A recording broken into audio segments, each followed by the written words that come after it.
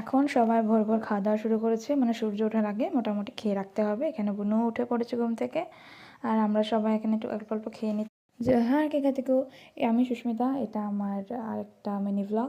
আগের ভিডিওগুলোতে দেখেছিলে কারামের আগের দিন আমরা কি করছিলাম, এটা কারামের দিনের ভিডিও। এখানে দেখতে পাচ্ছ দাদা এসব বানাচ্ছে, এটা কারামের উপরে লাগাবে। আর এখানে মা কাকিমারা মিলে সবাই ওটা উঠোনে গোবর লেপে দিয়েছিল।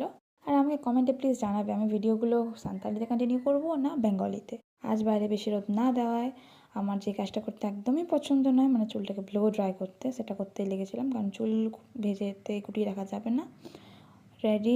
মোটামুটি রেডি হয়ে আমি এদিকে রান্না বসিয়ে দিয়েছিলাম, আর বোন ওইদিকে আমার সাথে সাথে ঘুরে বেড়াচ্ছিল।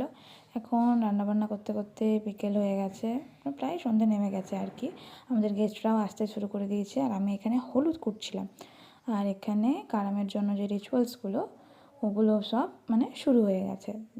যারা কারাম গুরু হয় তাদের পুরো ফুল টিম চলে এসেছে।